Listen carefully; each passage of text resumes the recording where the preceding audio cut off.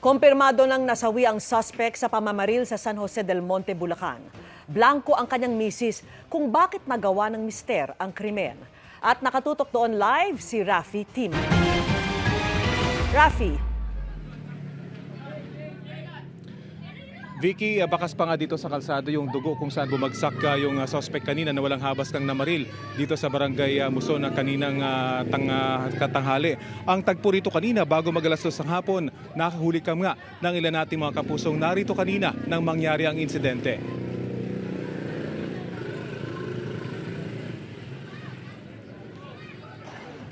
Kinilala ang suspect na si Kenneth Concepcion na dayo lang daw sa lugar at pansamantalang nakikitira sa bahay ng kanyang kapatid na ilang metro lang ang layo mula sa pinangyarihan ng insidente.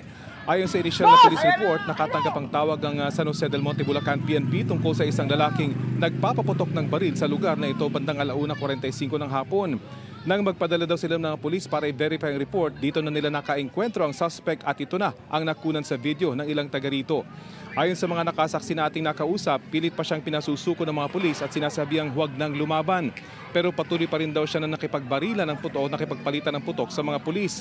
Hanggang sa siya ay tamaan at dito na nga sa gitna ng kalye bumagsak. Nakuha mula sa kanya ang isang caliber 9mm na baril, 2 magazine at 6 na live ammunition. Na-recover naman dito sa paligid ang 17 basyo ng bala. Bukod sa napatay na suspect, sugatan naman sa braso ang isang kawaningan ng BGMP na tumulong sa mga pulis. Nakunan pa siya ng ilang taga rito habang tinutulungan ng mga residente matapos ang barilan. Kinukumpirma pa natin pero 2 dumaraan lang daw ang tinamaan din ng bala bagamat slight injury lang daw ang kanilang tinamo. Napasugod naman dito ang asawa ng suspect na kapapanganak lang noong nakaraang buwan matapos malamang napatay ang kanyang asawa. Wala daw ideya ang asawa kung bakit namaril ang kanyang asawa at kung saan galing ang baril na kanyang ginamit.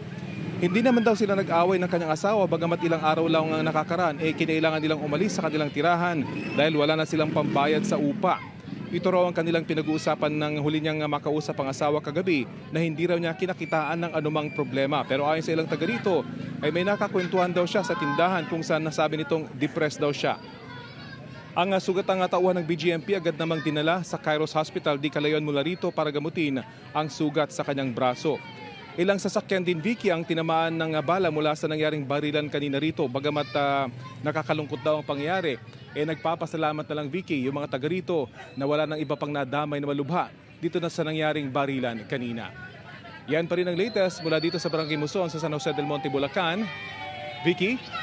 Maraming salamat sa iyo, Rafi Tima.